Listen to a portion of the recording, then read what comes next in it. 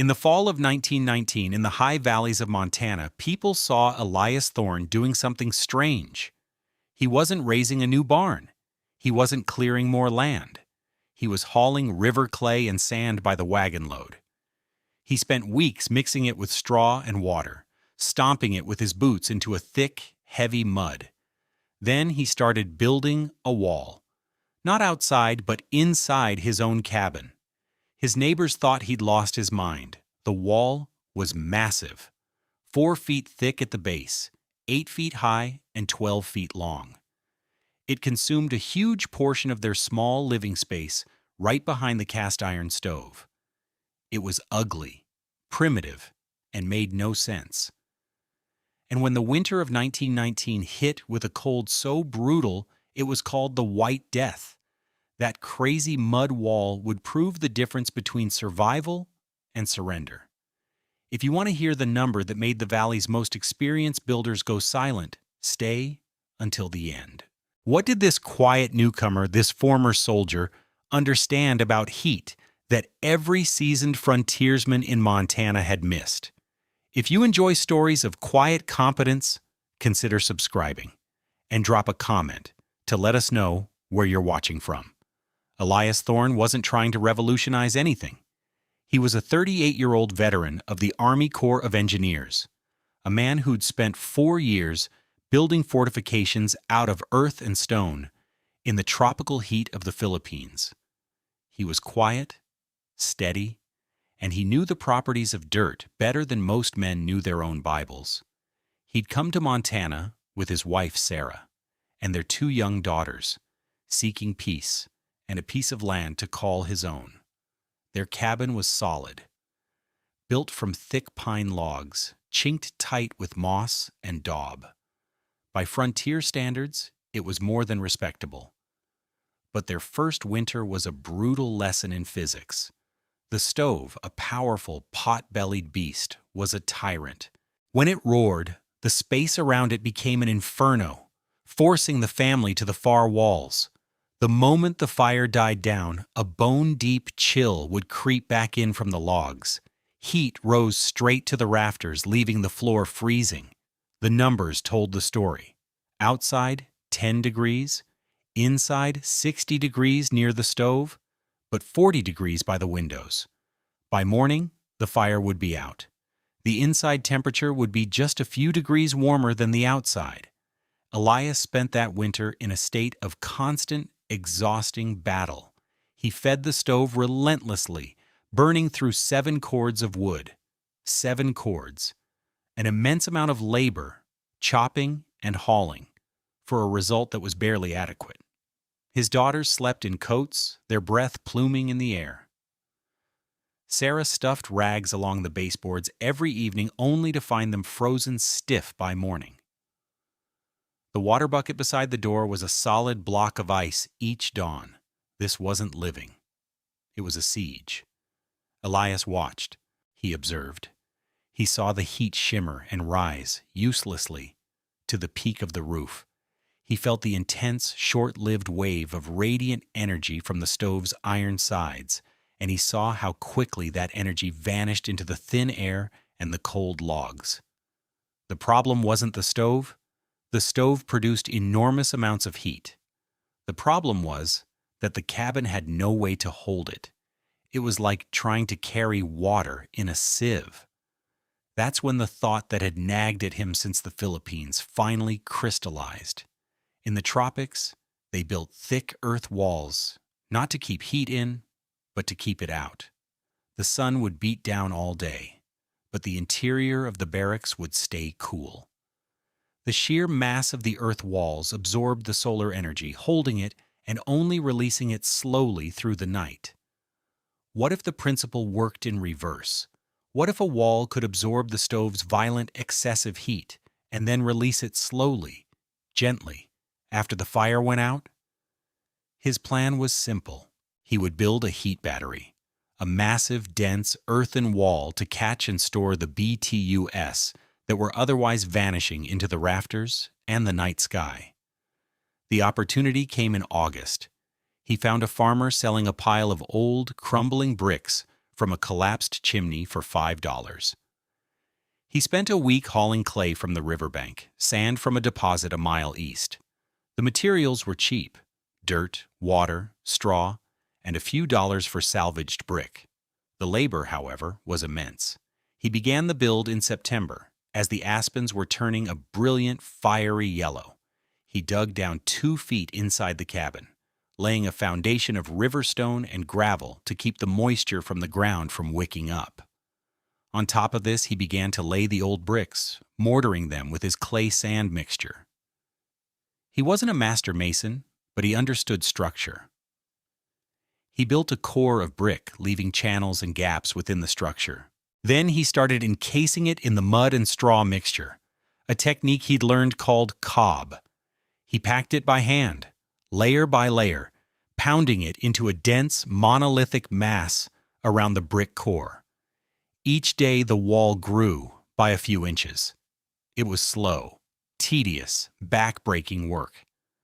Sarah watched him, her face a mask of worried patience. "Elias," she said one evening, her hands covered in flour, "what are people going to say?" "They can say what they like," he replied, not looking up from his work. "I'm trying to keep our girls warm." The narrator steps in here for a moment. What Elias was building wasn't just a wall, it was a thermal mass heat sink. Here's the physics he understood intuitively. The iron of the stove heats up fast and cools down fast. It has low thermal mass. The air in the cabin is even worse. It holds almost no heat at all. Wood logs are better, but still relatively poor. But earth, clay, and rock, they have incredible thermal mass. They are slow to heat up, but once they are warm, they are incredibly slow to cool down. He was building a buffer, a way to capture the peak energy of a roaring fire and release it over a long, slow period. The channels he'd left inside the wall, connected by a small opening at the back of the stovepipe, were the most brilliant part. They would allow hot exhaust gases, which normally went straight up the chimney, to circulate deep inside the wall's core, heating it from the inside out before exiting. He was capturing heat that everyone else was simply throwing away into the sky.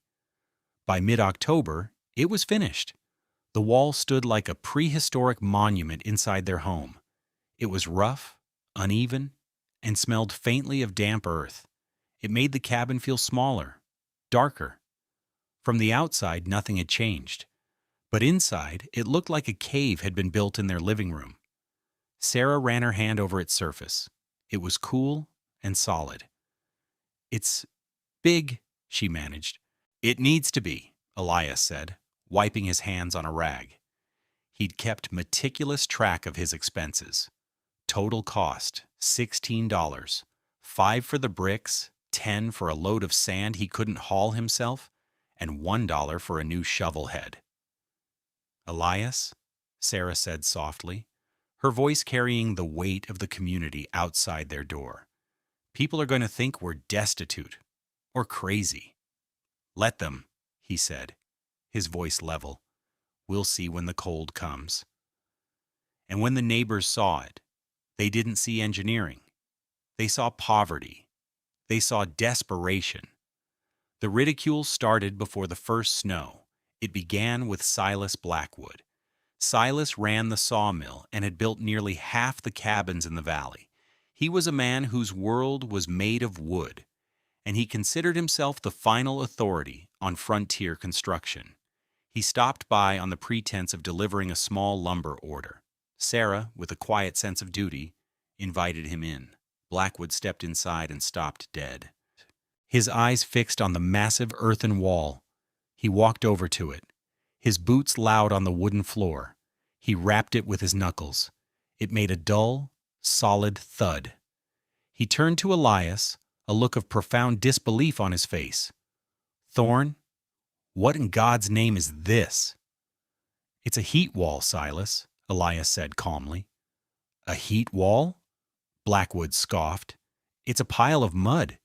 You're going to have moisture problems like you wouldn't believe. That thing will sweat all winter. It'll rot your floorboards. It'll rot the log wall it's pushed up against. It's a catastrophe waiting to happen. His objection was technical. It sounded reasonable. He was a professional whose identity was being challenged by this bizarre, amateurish structure. "I've managed for moisture," Elias said, gesturing to the gravel foundation and the small air gap he'd left behind the wall. Blackwood just shook his head, a smirk playing on his lips. "You've built a mess, is what you've done? Wasted half your cabin space on it, too? Mark my words, you'll be tearing it down come spring." Elias's response was brief. "We'll see, Silas." The story of Thorne's folly spread quickly. The next week at the general store, a rancher named Jed Miller, a man known for his loud voice and cruel humor, saw Elias buying lantern oil. "Hey, Thorne," Jed shouted, loud enough for the whole store to hear. "I hear you're living in a gopher hole now. Afraid the big bad wolf's gonna blow your log house down?" A few men snickered. Elias didn't react. He paid for his oil, nodded to the storekeeper, and walked out. The name stuck. People started calling his place the Gopher Hole. Riders would make a point to go down his track, slowing their horses to stare at the cabin, as if expecting to see it crumbling. The gossip network was in full swing. At the church social, women would ask Sarah in hushed, pitying tones if they were managing all right, their eyes full of a concern that felt more like judgment. Conversations would go quiet when she approached. The pressure she felt was immense. She was the one who had to face the community, while Elias was content to work his land, seemingly oblivious. One evening, she finally broke her silence. "They think we're failures, Elias. They think we couldn't afford a proper expansion, so you built that." "It's not for them," he said, his focus on sharpening an axe. "It's for us." In early November, Mr. Davies from the County Extension Office paid a visit. He was a man who lived by government pamphlets and agricultural bulletins. He'd heard rumors of an unconventional heating apparatus and had come to see it for himself. He was polite, but his skepticism was clear. He inspected the wall, tapping it, peering at the flue connection. "Mr. Thorne," he said, pulling out a small notebook, "I have to say, this isn't in any manual I've ever seen. My concern is fire safety and structural load. A structure of this mass, it's highly irregular." "It's safe," Elias assured him. "The flue is triple-walled where it enters the mass, and the foundation is sound." Davies made some notes. "I'd like to come back when the winter sets in to take some readings, for my records, of course." He left the impression that these records would be filed under anomalies and failures. The final cut, the one that went deepest, came from family. Sarah's brother, Thomas, came for a visit just after the first hard frost. He was a practical man, a successful rancher from the next county over. He saw the wall and his face fell. That evening, he took Elias aside. His tone wasn't cruel like Jed Miller's, or condescending like Silas Blackwood's. It was one of genuine, painful concern. "Elias," he started, his voice low, "Sarah is a good woman. The girls are sweet. But people out here, they talk. They're going to think you're either scared of the winter or you're incompetent to provide for your family. Maybe both. They see this thing, and they think you're a fool, and that reflects on her." It was the sharpest blow yet because it was wrapped in the language of love and protection. Elias looked at his hands, then met his brother-in-law's gaze. His voice was steady, without a trace of anger. "I'm not trying to impress anyone, Thomas. I'm trying to keep my family warm." By December 1st, not one person in the valley thought Elias Thorne had solved anything. They thought he'd built a monument to his own stubborn ignorance, a massive, ugly testament to a fool's errand. Stay with me? Because what happened next didn't just prove Elias right. It changed how people in that valley thought about survival itself. Then December came, and it brought the kind of cold that separates theory from reality. The winter of 1919 is still recorded in Montana's climatology archives. It's remembered not for a single storm, but for a relentless, sustained, brutal siege of Arctic air. It started on December 8th. The thermometer plunged to minus 18 degrees overnight. The wind picked up, a constant knife-edged gale from the north. December 12th, minus 31. December 18th, minus 38. With wind chills dropping below 60 below zero. For 23 consecutive days, the thermometer on the porch of the general store never once climbed above zero. Snow fell, but it was less like flakes and more like fine, sharp sand, driven by winds that scoured the landscape bare in one place and built up impassable drifts in another. The valley began to break. The cold was a physical enemy. Pressing in from all sides, it found every crack, every weakness. The community's suffering was measured in cords of wood and shivering children. The Colby Ranch, a large, well-built operation, was burning 2 cords of wood per month just to keep their main house at 42 degrees. Their cattle began to die, freezing in the fields. Silas Blackwood, the master builder, was going through half a cord a week. He later admitted his own family was living in just 2 rooms of their spacious house, the rest closed off to save heat. Even then, the warmest it ever got was 50 degrees. Other families were worse off. The Millers, Jed's family, had a poorly chinked cabin. They burned through their entire wood pile by Christmas and started burning fence posts. Their children were sick, huddled under every blanket they owned. People were waking up to find their firewood, stacked on the porch, was frozen solid. The moisture inside the logs had turned to ice. This wet, frozen wood burned poorly, producing more smoke than heat, clogging chimneys with creosote. It was a cascade of failures. Livestock froze. People got frostbite just walking to the outhouse. The dignity of normal life evaporated, replaced by a single, desperate focus: feeding the stove. And then people started noticing the thorn place. They noticed it in small, unsettling ways. Dr. Adams, making a desperate house call to a family with pneumonia, passed Elias's cabin in the middle of a blizzard. The temperature was 40 below. But the smoke rising from Elias's chimney wasn't the thick, panicked plume of a stove being fed every hour. It was a thin, lazy, placid wisp of smoke, almost as if the fire inside was barely trying. A few days later, Jed Miller, riding to a neighbor's to beg for firewood, saw Elias outside. The wind was howling, the air so cold it hurt to breathe.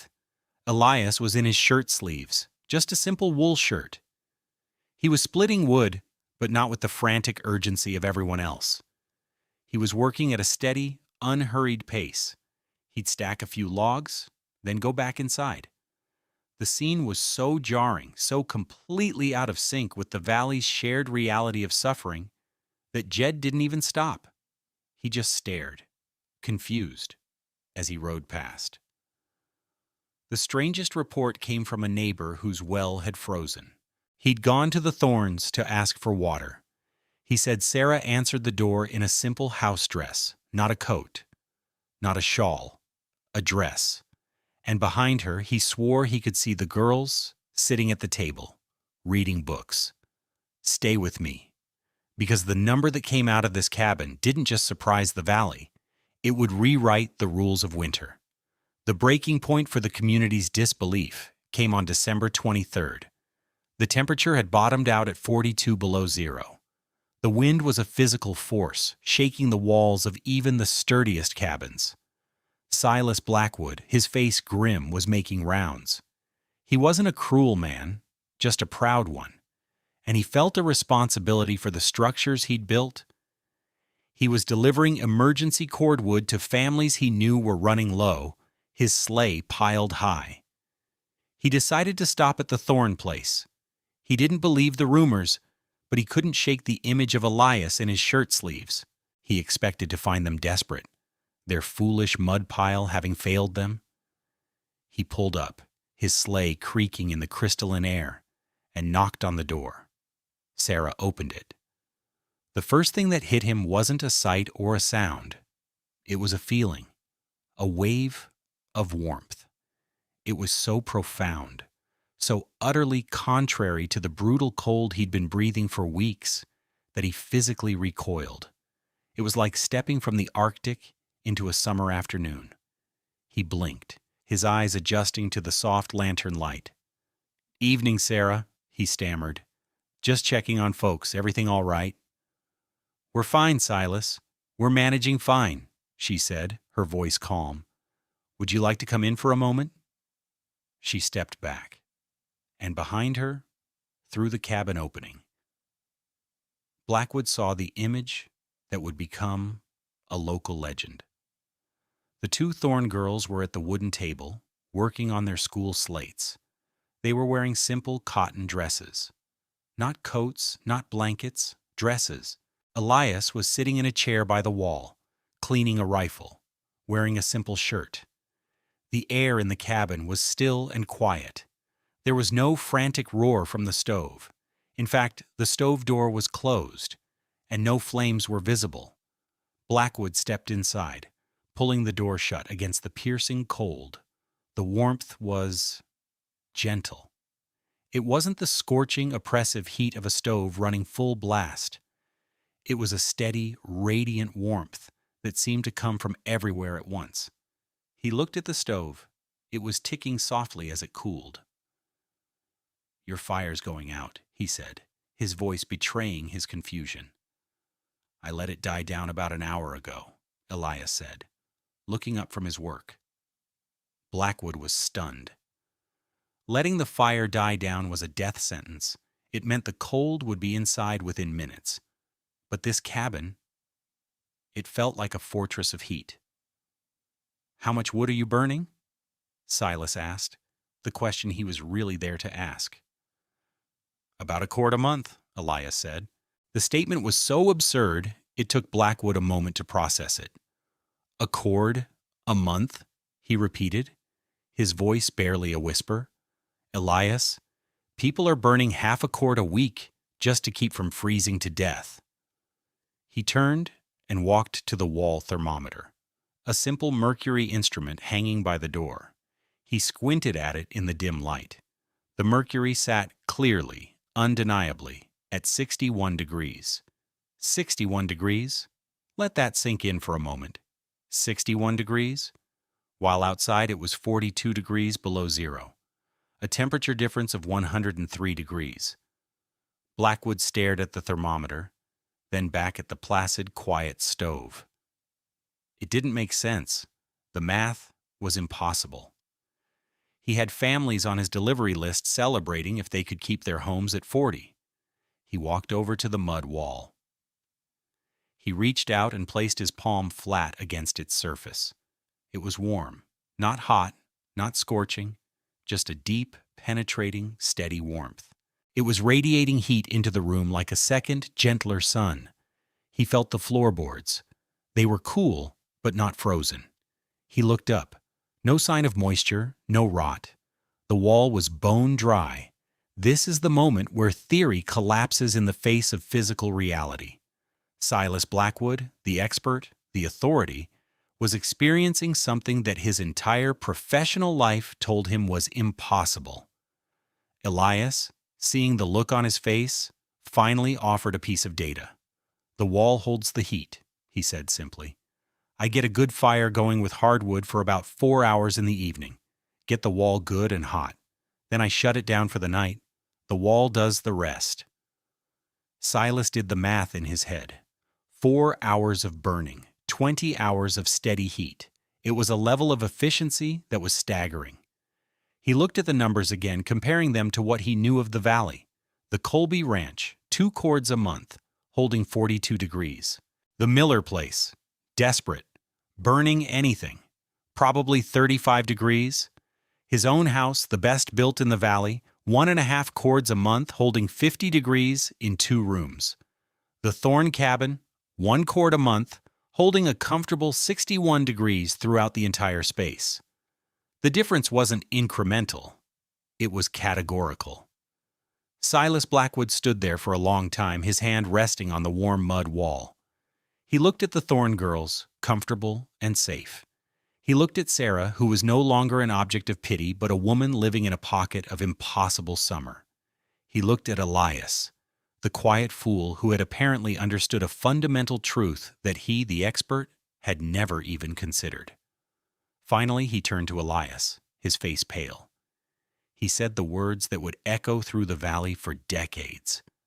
"Elias," he said, his voice raspy, "we've been doing this wrong. For 70 years, we've been doing this all wrong." This wasn't just about comfort. It was about dignity.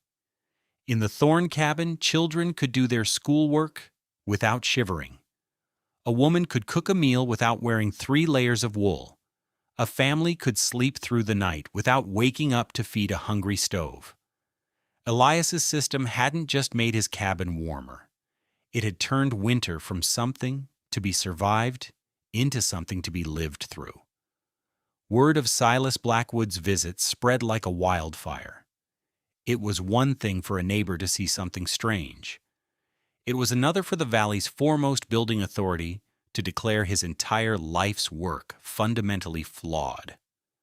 A few days after the new year, with the cold spell still locked in place, Mr. Davies from the extension office returned. This time he wasn't there to warn, he was there to document. He brought with him a calibrated thermometer and a fresh notebook. He measured the temperature at every point in the cabin. 62 degrees near the wall, 60 degrees at the far window, 58 on the floor. The consistency was astounding. He asked Elias about his process. Elias, it turned out, had kept meticulous records. In a small ledger, he had logged the date, the outside temperature, the inside temperature, and the amount of wood burned each day. This wasn't luck, it was data. Davies copied the numbers down, shaking his head in amazement. The impossible was now documented. The first convert was Jed Miller. His family was on the brink. His youngest son was sick. The doctor was worried about his lungs. Desperate, Jed swallowed his pride and went to Elias Thorn. He didn't apologize for his mockery. He just asked for help. Elias didn't gloat. He didn't say, "I told you so." He simply walked Jed through the principles. He explained thermal mass. He explained capturing chimney heat. He knew Jed couldn't build a massive internal wall in the middle of winter, so he gave him a simpler, emergency version. "Go to the river," Elias told him. "Find the biggest, flattest stones you can carry. Haul them back. Pack them all around the base and sides of your stove, as tight as you can. Fill the gaps with sand and clay. It won't be as good as the wall, but it will be a start." Jed worked for 2 days with a desperate fury. He built a crude, ugly cairn of rock and mud around his stove. The first night they fired it up, his wife woke him in the middle of the night. Not because she was cold, but because she was too warm. The rocks, heated by the fire, were still pushing a steady, gentle heat into the room hours after the flames had died. For the first time in a month, their cabin was holding a temperature above 50 degrees. It saved them. That spring, the adoption of what became known as the Thorn Wall began in earnest. Silas Blackwood, in a stunning reversal, began offering to build them for his clients. He and Elias worked together to refine the design, creating a more efficient and compact version that could be retrofitted into existing cabins. 7 families built a thermal wall that first summer, 12 more the next. By the winter of 1922, 19 cabins in the valley had some version of Elias's idea. The average wood consumption across the valley dropped by an estimated 40%. Mr. Davies, the extension agent, published a bulletin titled Principles of Thermal Mass Heating for Frontier Dwellings. It featured Elias's data and detailed drawings of the wall's construction. The bulletin was distributed across the state, and the idea spread. Variations appeared in Wyoming, Idaho, and Colorado, adapted to local materials. A rancher in the Bighorn Mountains used soapstone. A homesteader in the Snake River Valley used packed earth in wooden forms. What Elias Thorne had built in 1919 anticipated by nearly half a century what modern building scientists would rediscover and call passive solar design and thermal mass storage. He wasn't an inventor, he was an observer. He had simply taken a principle he learned in one environment and correctly applied it to another. Years later, when his daughters were grown and the wall was a permanent, accepted feature of the valley's architecture, a young newspaper reporter came to interview him. He asked Elias if he felt proud of his invention. Elias, then an old man, sat in his chair, the steady warmth of the wall on his back. He shook his head. "This isn't new," he said, his voice quiet. "It's just correct. The earth knows how to hold the sun's heat. I just gave it a reason to hold the stoves." The original cabin still stands, occupied by one of his granddaughters. The great mud wall is still there, plastered smooth now, warm to the touch every winter. It stands as a silent monument not to genius, but to the quiet power of observation, and the simple, irrefutable fact that the frontier didn't reward stubbornness or tradition. It rewarded what worked. Drop a comment and let us know. Where are you watching from? What's the coldest winter you've ever had to face? Subscribe for more stories of forgotten wisdom and proven frontier techniques. This video presents historically inspired reconstructions of survival and engineering techniques. The characters, names, and specific events are fictionalized for narrative purposes, but the scientific and engineering principles of thermal mass, heat storage, and passive heating are based on real historical and modern building practices.